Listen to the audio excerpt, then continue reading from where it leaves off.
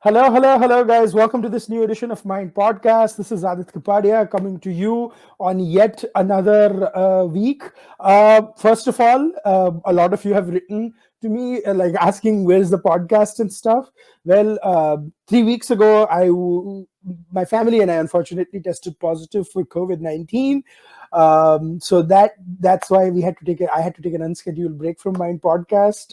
Mind Makers, the website, you of course saw a lot of articles and stuff like that, but I am on the rebound. I'm doing pretty well by God's grace, and the family is doing well too.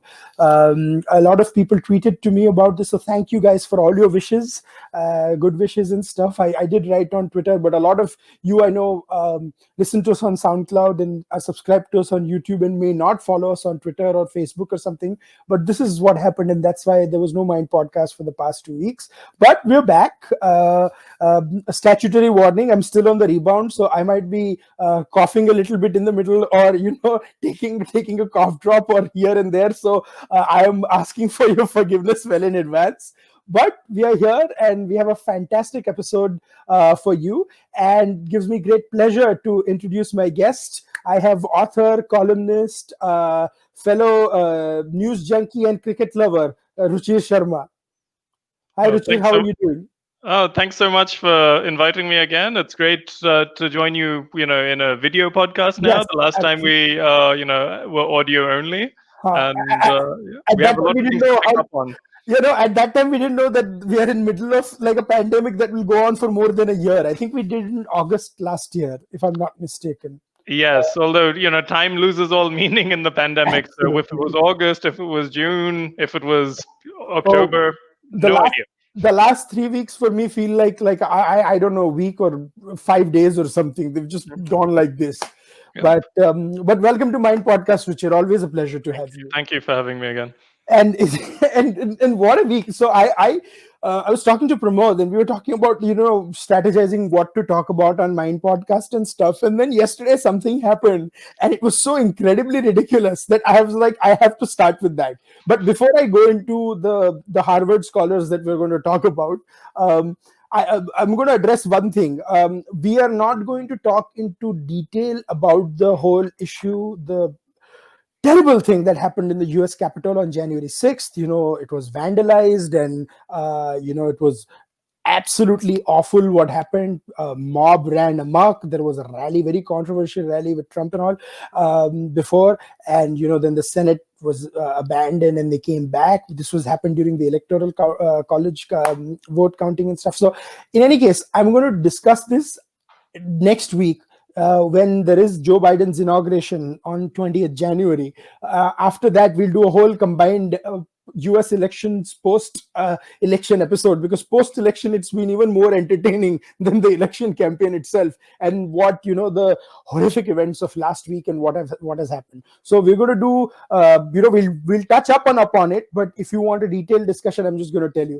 But now that that's out of the way, Ruchir, yeah, we woke up, or at least I don't know if you woke up to that, but in US, certainly by the time the news came, most of us were waking up. Miss Nidhi Razdan, who was the journalist of NDTV and was being paraded as an associate professor of journalism at Mhm. the Harvard University for the last 6 months, 8 months, or something. Something like that, yes. She claimed she was caught in a phishing scam, and that how she was duped into this, for where they wanted to take her information and stuff like that. But turns out, I don't think there is a designation called the associate professor of journalism. And even though she claims there is a school of journalism, that's what she claimed in her NDTV piece today. It's kind of strange, because I didn't see any associate professors of journalism in there. Yeah, it's true. As someone from Harvard themselves yesterday pointed out, Huh. there is no School of Journalism at Harvard. Mhm. There's no journalism program except at Harvard Extension School, Yeah, where you don't get a degree in journalism. You get a degree in liberal arts, comma, with a focus on XYZ, XYZ, and yeah. that doesn't have any professors, doesn't have any departments. It just has adjunct faculty. Mhm. Now, this is not what she had claimed. She had claimed that she had been offered associate professor in journalism at the Graduate School of Arts. Uh, And this was, in June, and then from September onwards, started saying that, yeah, I'm teaching at Harvard, going on podcasts with the Carnegie Endowment for Peace, where she painted this Yeah, yeah. beautiful So picture no, of no, all no. these, yeah, courses she's teaching. Unfortunately or fortunately, I mean, so people put out that link of 45 minutes, and I had heard that podcast before, but I remembered that in the first 2 minutes there was this wonderful discussion where Milan Vaishnav is asking about her classes, and she's saying how she's going to teach about ethics in journalism. You know, Yes. so I put We've out all learned a lot about ethics and journalism. So, absolutely. she delivered what she promised. So Yeah, we have yeah, to credit her for indeed, that. indeed, absolutely. So I cut that clip and put it on Twitter, and I think in the last 12 hours that clip has been viewed more than 50 to 60,000 times. I think my Okay. timeline is completely gone because people are plugging it. But here's the thing, and this is why I mentioned this, right? I did not mean to do a very narcissistic self plug, but most people forget watching debates, podcasts, and stuff like that about what things like these what were said, right? You'd remember a specific issue, you'd remember one or two things, right? But like when I introduced you today, I said, author, columnist, cricket lover, and stuff like that, right? Now, if you after the podcast, if you went and said that cricket is the most messed up sport on the planet or something, or that columnist meant that you only write tweets and you don't write pieces for websites, that's a fraud. And I have to do some basic fact check before I introduce someone.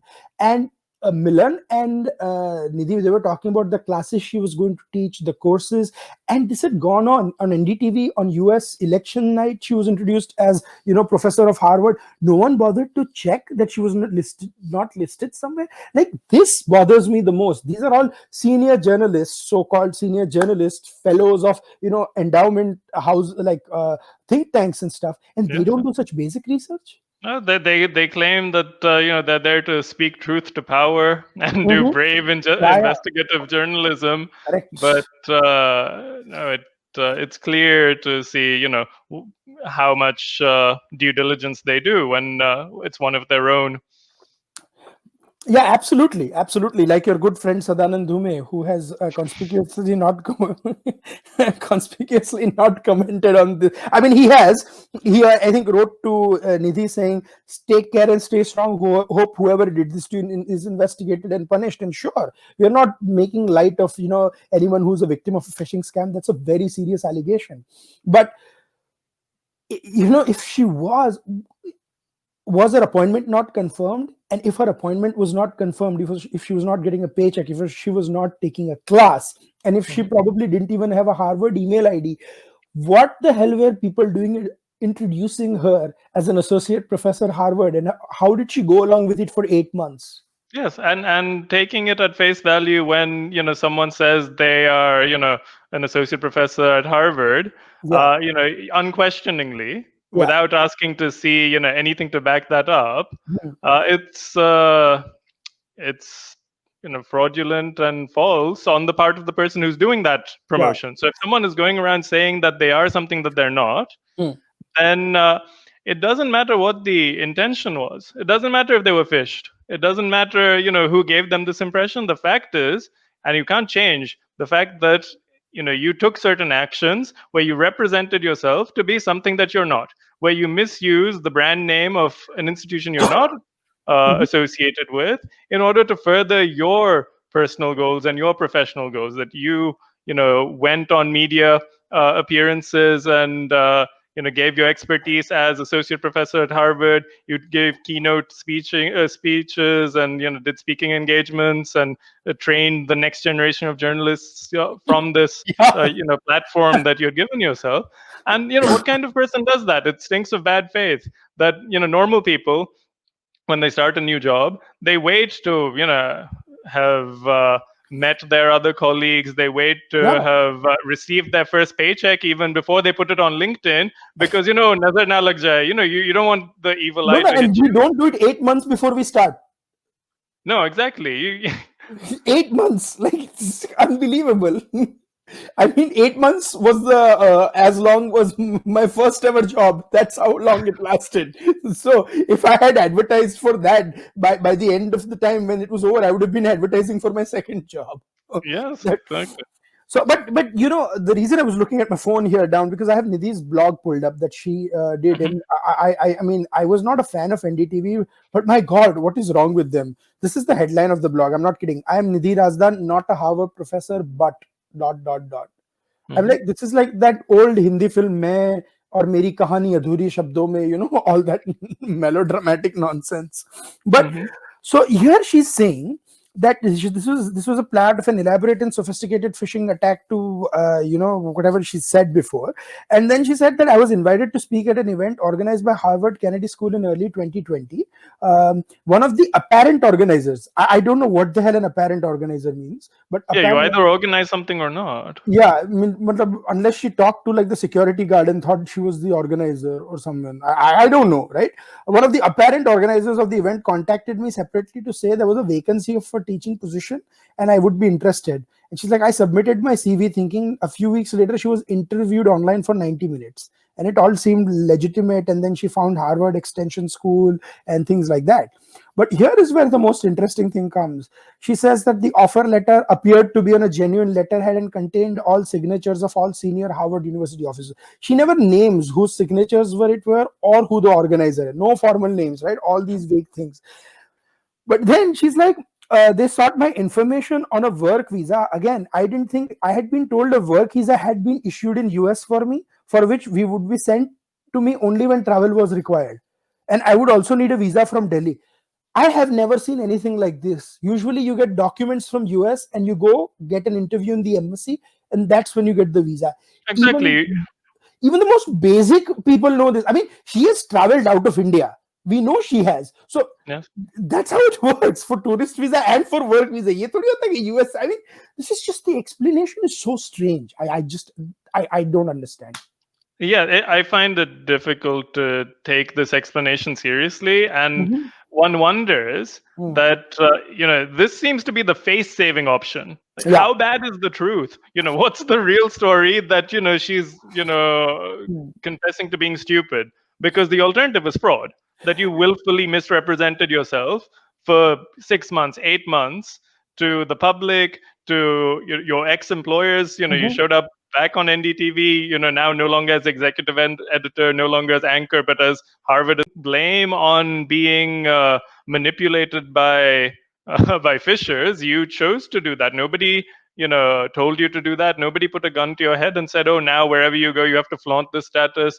The fishers didn't say, "Oh, congratulations, you've got this offer letter. Now please go forth and represent Harvard on every public platform that you can find." Exactly. This is the more we think about it, the crazier the theory seems. Yeah, and what would Fishers have to gain by doing this? Fishers, if they wanted her, financial data or her Mhm. passwords, there's much easier ways to do that. All they would have needed for her to do is, click at one point, very early on in the stage. Clearly, this person is okay with clicking on things, and they would have disappeared. What Yeah, more can you milk from this person by, arranging, fake interviews and then telling them what they're going to be teaching and having a conversation about which classes you want to do? What's in it for the fisher? And also that means that this isn't some anonymous fisher sitting in a basement somewhere in some other country, but someone who you have had face-to-face video interactions with. You know their name, you know yeah. their voice, you know their face. Why wouldn't you name them, right? Like, why wouldn't you name them publicly that this is what they call themselves?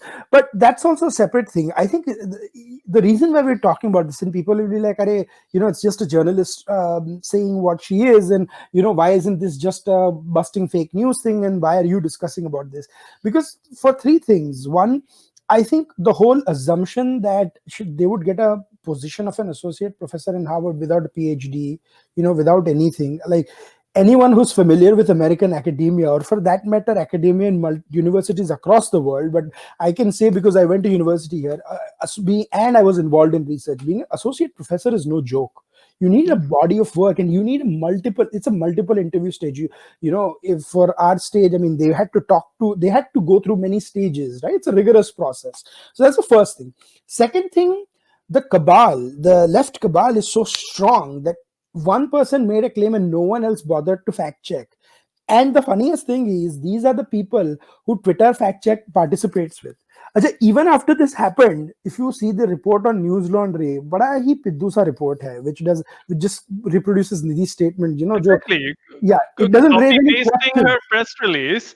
That's Yeah. not journalism. That's stenography. Very good. You copied Yeah, the just because statement they she don't want made. to take on their own. Because News Laundry started off as a very centrist thing, but now it's completely turned into this left wing, leaning thing, and which is fine. But then don't say that we treat everyone equally. Just bashing Rajdeep isn't enough. Like, you till a serious news portal does not raise questions about Ravish also. Still, someone who claims to be that, they raise questions about the right, but they don't talk about Ravish, they don't talk about Punya Prasun Bajpayee or many others on the left. They only talk about Rajdeep, who I have a lot of disagreements with. That's just an easy punching bag, basically, for them.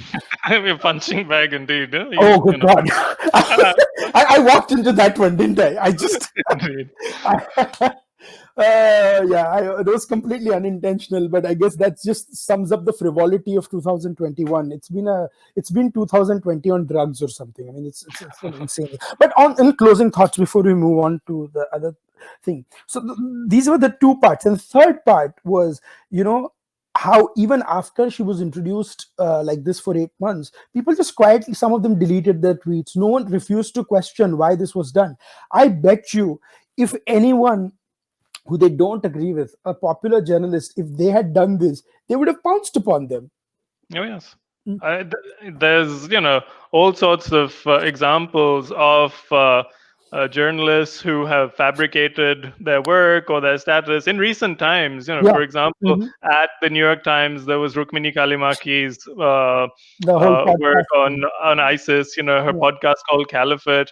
It wasn't enough that this person owned up to, oh, this happened and I'm very sorry. The institution also had to issue an apology to the public for allowing this to happen, for not looking into it closely, because Hmm. it reflects on them as well.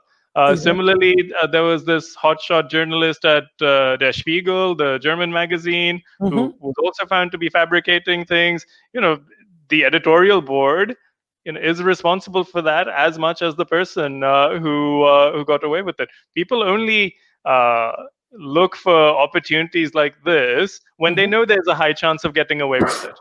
So, this Absolutely. culture of impunity you've created, you have to own it.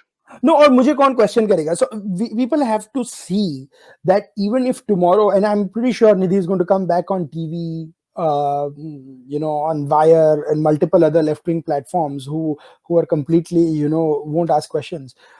When people who want her to answer genuine questions, whenever they come to her in a setting, do ask her questions. Be polite, be forceful, but don't let go saying अरे हो गया or something. These are legitimate questions. And ये लोग WhatsApp University का बहुत बोल रहे थे. This is WhatsApp Harvard University, or this is Mhm. the real WhatsApp University, it seems like. Yes. So anyways, that's that for on the Nidhi Razdan thing. Moving on to the other story that has dominated the weekend. Typically we talk about cricket for fun and everything, and that's all is there. But the last 1.5 1 month, the last 1 month has shown a side of Indian cricket and India that I did not think I would see when I was growing up in 90s and watching Indians get pounded in Australia and South Africa. I mean, Ruchir, you and I both have harrowing memories of those tours. Like, Yes. and it's so bad that if you ask people what do they remember, they'll say, "Oh, Sachin and Azhar in Cape Town, Sachin at MCG, Lakshman in Sydney, these 4 or 5 wickets here." You never remember a match as a whole, because in the match, invariably India would be pummeled. So Yes. only thing you remember is individual performances, which were above mediocre and in some cases extraordinary. Mhm. That. But Yep. what has happened in Australia is India has had a bunch of injuries, so much so that in 4 test matches, they've had to field 20 players, and only 2 players have played all four. And Yes. players like T. Natarajan, who comes from 350 kilometers away from, in a small city. Navdeep Saini, who comes, unfortunately, who's injured as well, comes from Karnal. Jasprit Bumrah from, I had to throw that in because he comes from my hometown of Ahmedabad. Mhm. And not exactly a small city. Before people are like, fifth biggest city in India, and you are introducing it with Exactly, small. 7 million people now. No, but Ahmedabad did not produce that many cricketers 20-25 years So ago. Baroda was the powerhouse for the Gujarat, region yeah. because But there's now, Maharashtra, there's Gujarat, and there's Baroda. Yeah. Gujarat has, after it won the Ranji Trophy, and then in the last 10 years, since Partha Patel took over as the captain, and dare I say, a certain Mr. Shah took over as the GCA president.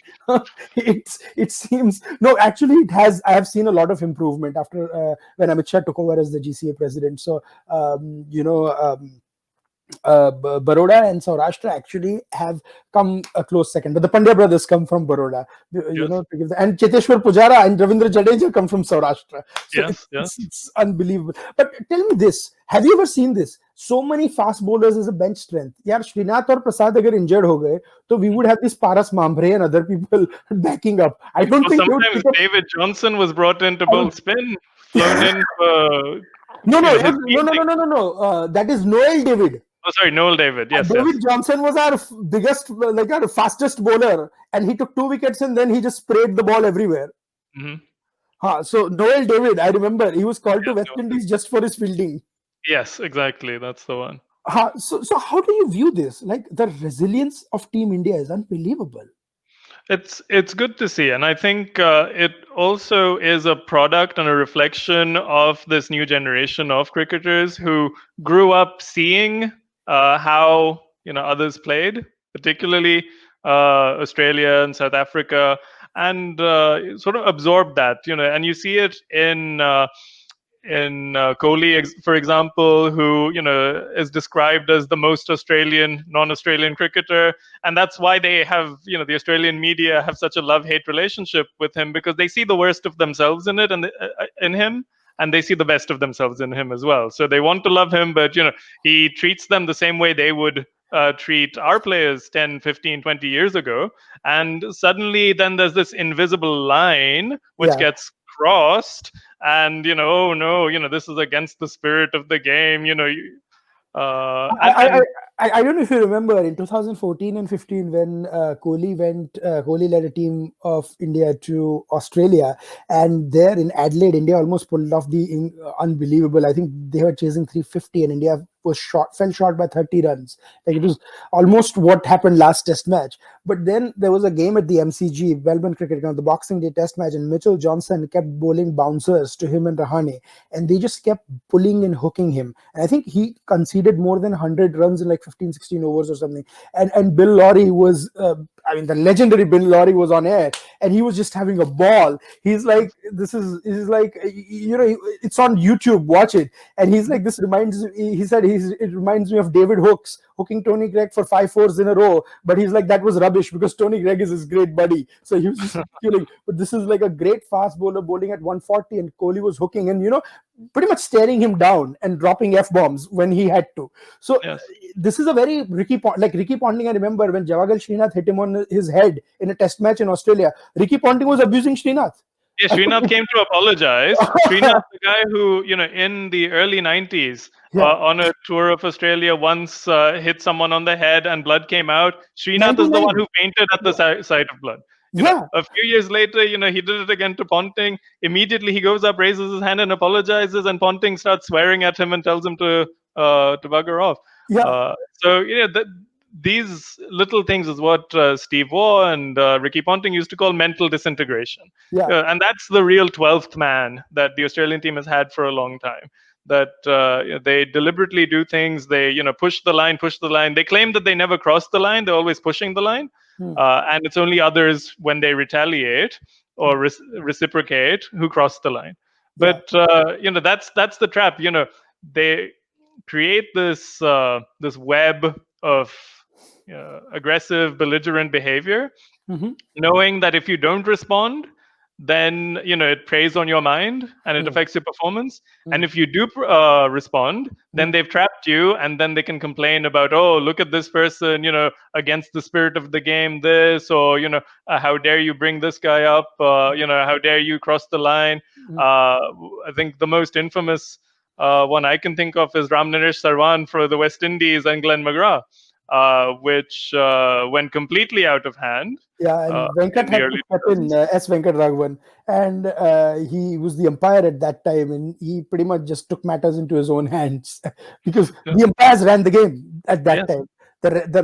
They still do, but right now they have been like their wings sort of have been chopped off.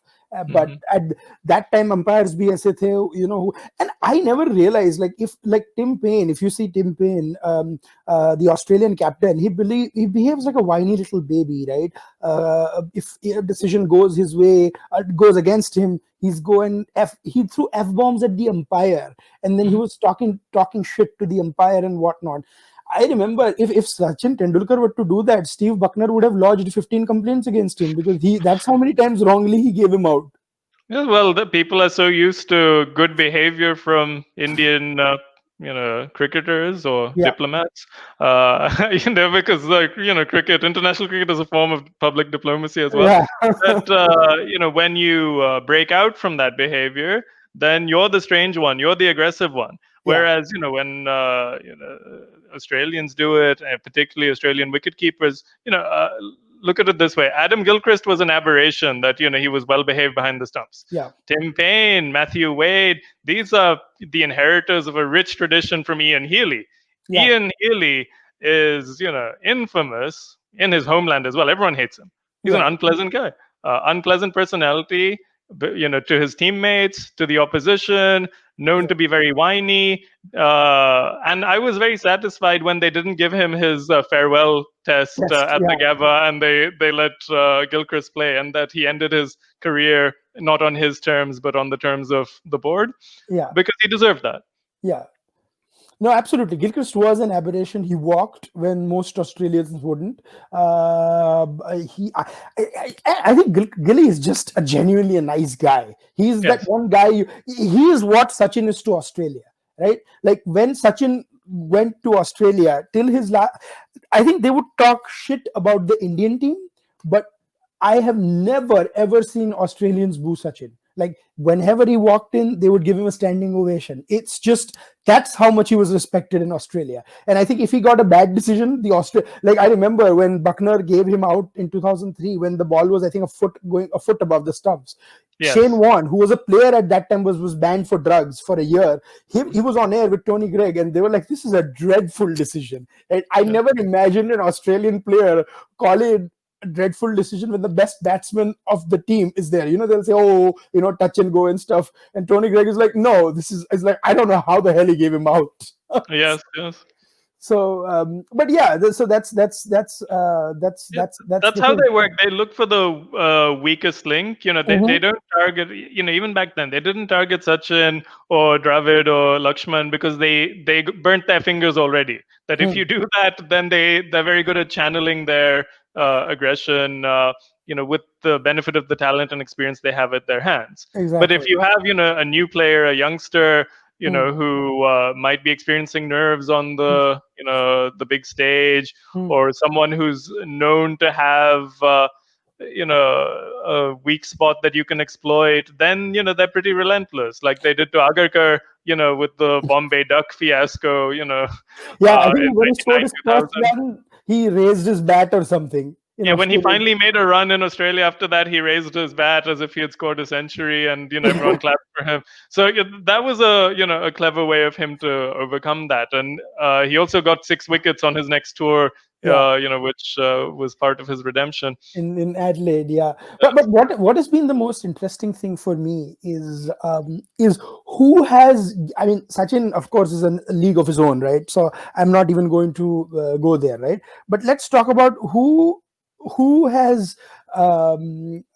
given it best to the Aussies on the field from India. Apart from that, and I would be Kohli, Mhm. who's there, Kumble.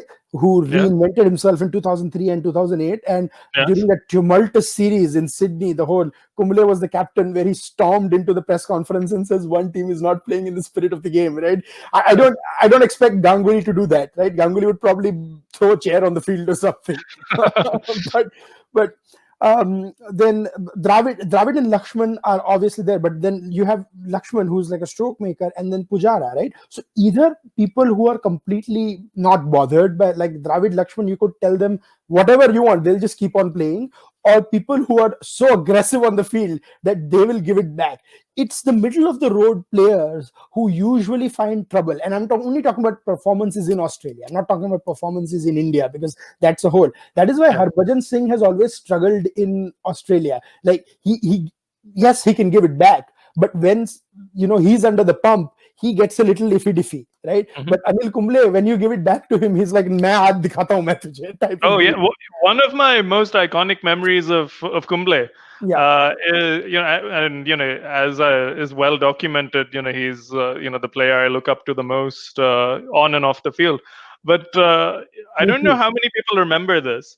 But in 1997, there was this very famous match against Zimbabwe, in Zimbabwe. Hmm. Uh, it was famous for the second innings, which was tied, where Robin Singh Oh, got run the out one by day, Venkatesh Prasad 236. off a wide on the last ball, Yeah, so didn't get enough to win it, but it was a tie. yeah, So it was very famous for that final ball. yeah. But what was also fascinating was in the first innings, the Hmm. last over was bowled by Kumble, Yeah. and the batsman, I think it was Edo Brandes, Hmm. the The chicken rather farmer. obese chicken farmer, yes, who started whacking him over long on and mid wicket for sixes. Hmm. I've never seen Kumble that angry, Hmm. because there were words exchanged, and then at one point he gets Brandes out, Hmm. and that's the first and probably only time where I've seen Kumble giving a huge send off to the batsman, and just Yeah. unleashing his vocabulary. Uh, Once in a blue moon moment. I don't think it was ever repeated. Right. And if you ever get the chance to meet him, please do ask him, about that, because I don't think many people remember. It would be great to hear the real Absolutely. story. Arey, if the day I get to meet Kumble or Sachin, I've met them for their autographs long back, and I've talked, like interacted with them in '97. I think there was a one-off.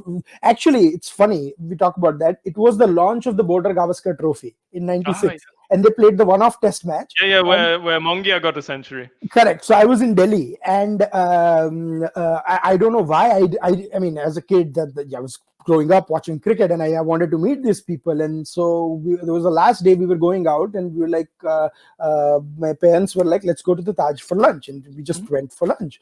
And we're eating lunch, and then the Australian team walks in, and I was like, I just fell off my chair, and I took all their autographs, because at that time people couldn't be bothered, like.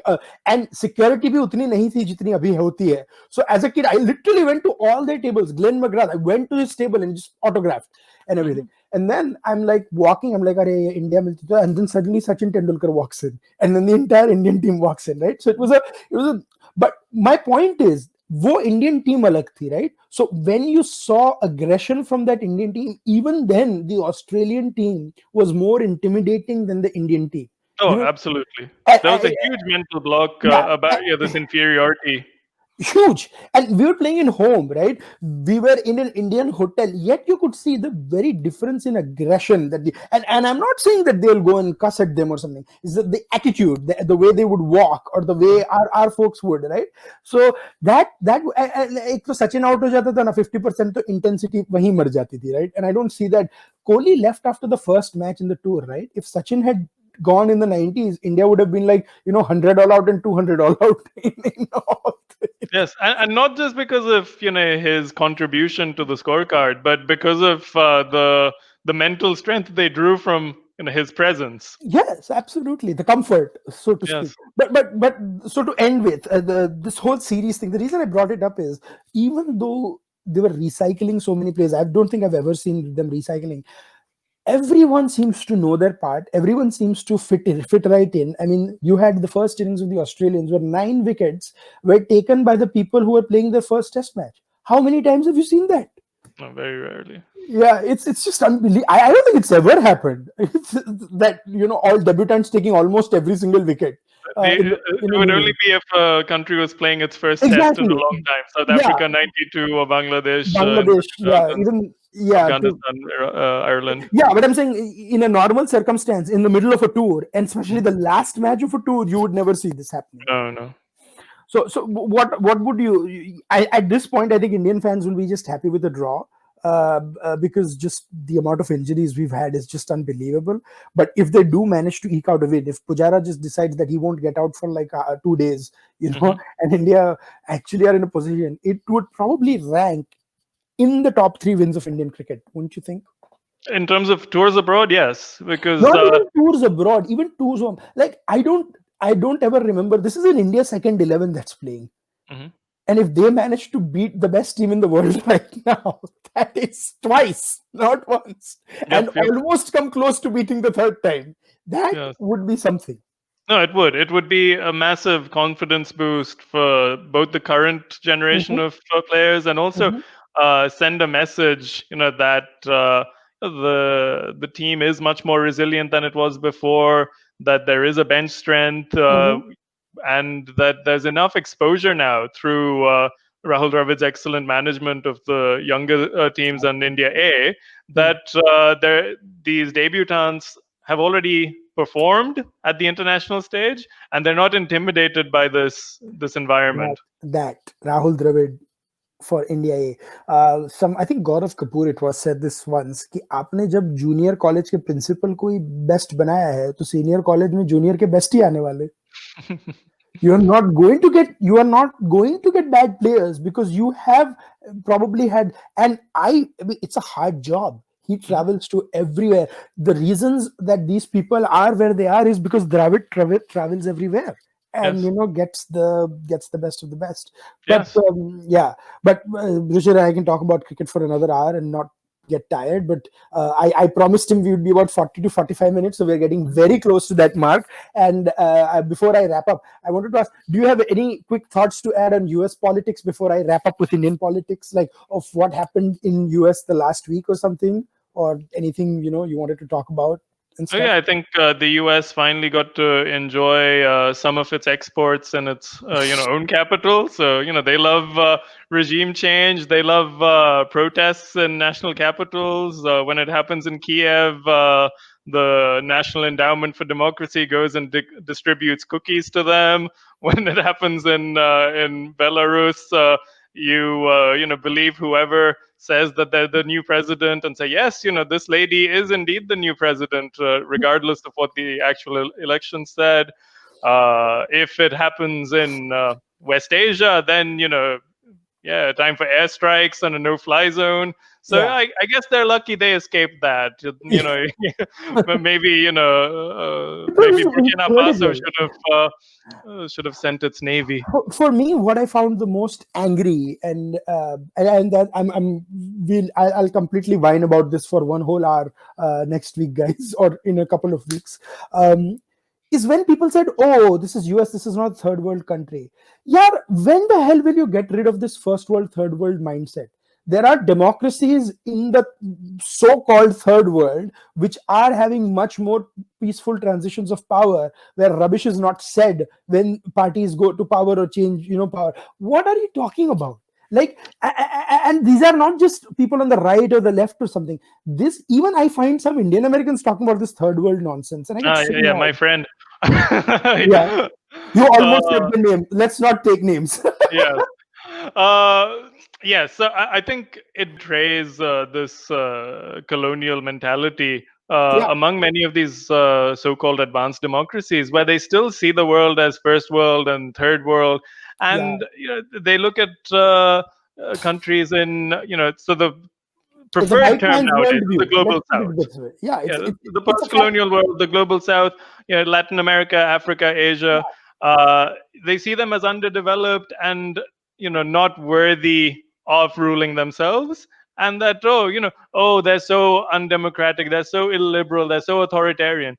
Yes, that might be the case, but it's because your interests, your foreign policy interests, and your business interests intervened in these countries to make them that way. They didn't become like this in a vacuum. And then No, to say that, oh, when it happens to us, this is such a third world thing happening. How could this happen? No, it's completely natural that I've it had happens. people who here when I moved here in 2007, they'll be like, "Hey, this all happens in third world. This doesn't happen in America." They give me Mhm. this, and I love US. The whole idea of America is a very powerful idea. I think the fact that they do have this whole American dream based on a free market capitalism idea, where if you have the will, if you have, it's a great idea, right? It's worked. Let's face it, it has worked. They are doing research and stuff. What is troubling is that when this idea is also juxtaposed with this very racist white worldview of the world, calling it first world, third world, or calling it those people, these people. And I'm not saying everyone does it. It's probably 5-10%, even less maybe, of people who do that. But when I find people from India who've migrated 40 years ago, subscribe to this or not counter it as forcefully as you or I would, I find it troubling. I'm like, how can you not counter it? I'm not saying it's like you've spent more of your life in US than India, so you relate to US more. Your kids are No, Americans, and by I all means, understand that, do that. Yeah, that's fine. right? But you don't have to lambast India just to prove that you did a great thing by coming here, right? Like, Yeah, exactly. And it's not just the third world term. I also hear the word banana republic used. Banana republics are called that because U.S. fruit companies used to do coups, no, used no. to have And military takeovers in when the countries like Mark thing Panama. happened, right? The Mongolian thing, New York Times had this very reprehensible cartoon, a terrible cartoon. I was watching it with someone, and someone said, "Hey, third world में भी ऐसा होता है Mars का mission." I was like, "What do you mean? Third world में भी हो?" I was like, "Go to NASA, and many of the engineers you will find are educated in third world universities that you like to castigate. I mean, don't say rubbish like this." So that just Yeah. drives me nuts. Like, Yeah, and absolutely also nuts. the use of this term is inauthentic because originally First World, Second World, Third World Hmm. meant Cold War blocs. First Yeah, World meant the Western Bloc. The Second World meant the Eastern Bloc, so communist states, and the Third World meant non-aligned and neutral countries. So yeah, Third World also means Switzerland. Switzerland is a third world country by that definition. Sweden is a third world country by that yeah, definition. Austria, Finland, Yugoslavia, Cyprus, Ireland, these were all considered third world. But yeah, now you've weaponized this term to shame poor countries for their poverty. And that yeah, poverty is not, God given. The poverty is man made by policies. And if, the world exists in a certain way today, that some countries, some people are rich and powerful and stable, and some countries are not, they're weak, they're chaotic, they're unstable, it's because people want it to be that way. Because the people who have the power to shape global institutions benefit from having it this way. And yeah. then you shame them that, oh, it's your fault that you're so poor, it's your fault that you're so backward. And then there's enough people whose minds are colonized or who have an inferiority complex who say, yes, oh yeah, India is poor because we deserve it. We're so backwards. We're not secular enough. We're not progressive enough. We're not Christian enough. We're not democratic enough. We're just these wacky Orientals who never knew anything until you civilized us. And this happens in many countries. It happens in many countries that experienced historical trauma. There are people in Turkey who feel this way. There's people in Japan who feel this way. There's people in Russia who feel this way. But generally, you push these kind of people to the side, and you don't give them decision making power. What's Yeah, but different in India is that these people run the country even today. The ones with the inferiority complex, well, regardless not of who run the, you vote into not the run, government. yeah, not the, sorry, you mean on the bureaucratic side, but even, well, yeah, multiple, the media, judiciary, all Yeah, that. the establishment. The establishment is not, it's called the establishment because it's established. It Yeah, it exists whether you vote for one government or the other, and it gets what it wants regardless of who's in and power that only politically. changes with new intellectuals, new policies, and sort of a generational shift. But in Yes. America, it's also weird because actually there are people who believe that the whole election was a sham, right? And so then Hmm. people tell me that, "Arey, this doesn't happen in the Western democracies." I'm like, "Why? This doesn't happen in India and Japan also. There are Eastern democracies who are functioning pretty well." Like, so ऐसा नहीं है that we don't know how to use elections. In fact, the one thing I would say, India probably does much better than US's elections.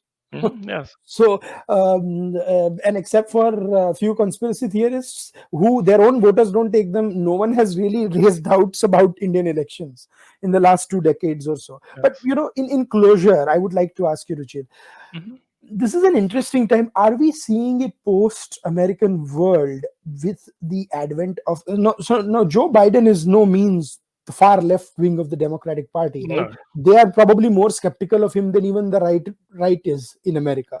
Yes. He's a I think soft that, Republican. yeah, essentially he is. He's almost like how what what Lord Clinton, in the same mode of Clinton, but not as much also, because Clinton was also very popular. So what he lacked Policy. in right of center policy, he made it up with his charisma and his popularity, Hmm. right? I mean, can you believe that the only other president in the last 2 decades who was impeached apart from Trump was Clinton, and Clinton had a much higher popularity rating when he went left office, Yes. because he was popular in spite Mhm. of all the scandals. It was So how do you, relatable. yeah, absolutely, so how do you relate like, how do you think this will pan out in US? So, in terms of, you said a post-American era, or Yeah, like, do you think America has in it, like, under Joe Biden, can America be a quote unquote leader of the free world as they like to claim? Or are you going to see a diminishing position of America, which, let's not forget, started with Trump and Mhm. might be exacerbated with Biden? Do you think that might happen? Yes to both, Oh, because because the US, does want to see itself as the leader of the free world, because it's the one who invented this term, the free world. It defines what the free world is, and it leads by default, because the free world is just a nice term for its client states. So NATO, and then Australia, New Zealand, and a couple of other, well, formerly Pakistan. Now it's found it more profitable to be a client state of other countries. Uh, so yeah, they will be keen to retake that mantle. They will be keen to project mm, their power mm, again, in softer ways. So through regime change efforts, through the National Endowment for Democracy, through sanctions. Perhaps they will avoid a military confrontation with Iran. mm, So that's something we can be grateful for. But they'll intensify their efforts in Belarus, in Venezuela, and quite likely in India as well. And now that's combined with the second part of your question, which was, will it also lead to them faltering? And the answer is yes, because this is also imperial overstretch. yeah. That the country is in a very fragile state economically and socially, and the best use of resources would be on domestic consolidation. And this is similar to what Gorbachev inherited in Mm, the mid 80s in the mm, Soviet Union, mm, where he found it more rational mm, to withdraw from imperial overreach. So, mm, withdraw from Afghanistan, to withdraw the security umbrella and political support to Eastern European satellite countries and client states, and mm. focus on domestic issues. He failed on Absolutely. both counts, Ha, so well, it was a yeah, disaster. yeah, no, no. What was that? The road to hell is paved with good Good intentions. intentions. Yeah, so Yeah, glasnost and perestroika became quite traumatic terms. yeah, But if they want to do a glasnost 2.0 or a perestroika 2.0 domestically, that's actually a better strategy, good rather God. than just continuing with the Oh, same, uh, let's say, Republican light economic policies of Obama without any structural change, because you're just paving the Ruchir, way no, for no, a no, finish your competent point. Trump. No, I was like, we called you on Mind Podcast to decipher the existing Pandora's box, not to open a new one. But going on with that. Yeah. Oh, let me make one thing very clear in the bluntest of terms. Superpowers don't have allies. They have client states, they have potential client states, and they have rogue states. That's No, how so they see the world. well, I look at it as a different way. I would always say allies and adversaries, but no friends and enemies. Yes. That you have shared interests, Yeah. and you can have allies, but it's not, at the level of bilateral reciprocity. They're Yeah, not equals. One yeah. is clearly a superpower, the other is a We first have subservient to one. see if it's Indo-Pacific or Asia-Pacific in the next few months. Ah, So yes. we'll see. A couple of years ago, I asked someone who is now going to be, like, she was in a conference, and I talked to she's a Democratic strategist, Nisha Biswal, Hmm. and I mean, she was with Obama, and I'm sure she's going to play a big role on this. And she gave a very positive-ish answer on India. There was a Houston India conference going on, but she was also more skeptical of it than she was not as forceful as Trump was on the whole Indo-Pacific idea, or as the Trump Yes. administration was. So I wouldn't say she was completely anti-Indo-Pacific, the idea of Indo-Pacific, but एक होता है कि हाँ होगा, and be like हाँ हम करेंगे, that is the difference. So Yes. before we end, Ruchir, your recommendations for this week. Recommendations for this week would be a book that has been written by a Turkish scholar at Cambridge. So Mm-hmm, Aisha Zarakol is her mm-hmm, name. mm-hmm. It's called After Defeat: How the East Learned to Live with the West. Wow. And she goes into how historical trauma, so defeat in a war or partition, can lead to feelings of inferiority among a nation's population, Mm-hmm, and especially among its elite, mm-hmm, where they actually come to believe all the propaganda from the other side that, oh, look at you, you lost the war, or you were partitioned because you're weak, you don't know how to stand up for yourself, you're not modern, you're irrational, you're not right. Western enough, modern enough, Christian enough. And how they take this so to heart that it starts affecting their foreign policy and Mm, their own self image. mm, And that's something that she calls auto orientalization. So, there's Orientalism, making all these Easterners look like they're backward mm, savages. mm, When mm. you start doing it yourself, that's auto Orientalism. Absolutely. Fascinating. This actually fits in exactly what we talked about. So it's a Yes. terrific thing. I am actually reading a book on Indian politics. And sorry, guys, we didn't have time to talk on Indian politics, but pakka next week karenge, called Jugalbandi by Vinay Sitapati. It's about the legacy of Atal Bihari Vajpayee and LK Advani and their friendship. And so far, I've just started reading it. I've read the first couple of chapters where he talks about the past and, the whole concept of his idea of Hindu nationalism and stuff. And Mhm. I do have disagreements with Sitapati and all that stuff, but one thing is he is a true scholar, right? He actually does his research. I don't think he has approached this with blinkers. Of course, he has his own views that he writes in the book. It's a political book, so it's not going to be. But I would like to see these kind of political books more, and no, not Nehruvian hagiographies that Ram Guha peddles on us every 1,000 pages long, and it's the same rubbish written over and over again. So, Yes, yes, yes. huh. I read a review of Jugalbandi earlier today, written by Swapan Dasgupta, Mhm. uh, in which he says that it's refreshing to see an author who goes beyond just newspaper clippings to write Yeah. post-independence history and actually talks to insiders and interviews them to get a It full is a picture. very personal book that he has talked to. Even Swapan has been quoted multiple times actually in the book. Mhm. So I'm sure he spoke to him, and some very fascinating ideas that I had no clue about, that, what happened and so forth, and what was the background of what happened. Like, for once, we always view Advani and Vajpayee's avatar in the post 1950s, post 1960s thing.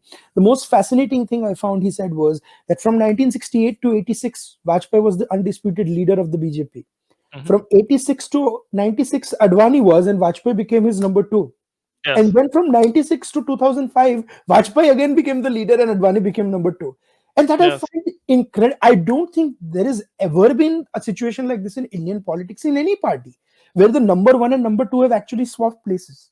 No, generally when that happens, you try to stab the outgoing one in the back so that he never Yeah. comes and troubles you again. Yeah, but at the height of his political career, Advani nominated Vajpayee as the prime minister. Now, there could be thousands of theories why he did that, whether he was an acceptable face or whether he was allies. Now we all know that suddenly the same people who were bashing LK Advani in '96 find him very acceptable. Hmm. Suddenly, right? So Yes. we knew that they were a bunch of frauds, right? It could just be a thing because Vajpayee was naturally a more gifted orator than LK Advani. And yes, by 99, by 2001 too, Vajpayee was way past his prime. But at 96, he was just at the beginning of his ebb. So he still had it in him. And Oh that yeah. famous speech that actually, if you guys check out my Twitter timeline, my pinned tweet, I just removed it, but it used to be for the last 2 weeks, that clip about democracy and how that democracy is important. I had done it after I saw the scenes at Capitol, and I was so angry. I was like, I sought refuge in Atalji's speech. That No, it's a very iconic speech, and yeah. a lot of people today, they remember him as, the statesman, that he was from '98 to 2004. Speaking in a more measured way as he Mm. also got older. But in '96, you see, a glimpse of the kind of oratory that made him famous and the energy and Oh, life that he brings to that topic. absolutely. Very And, dramatic. and it's good I remembered him, because 2 weeks ago, had I not been COVID positive, I would have done a podcast around the birth anniversary of Atalji, which is Christmas. So the podcast I would have done right after, we would Mhm. have talked about him, but we didn't get a chance. So do read this book. And there is a Netflix show that I watched called Lupin, or Lupin, which is about France, and it's a very popcorn show about an investigative, criminal and stuff. So two different things. And my recommendation: one a very serious book, one a very popcorn show.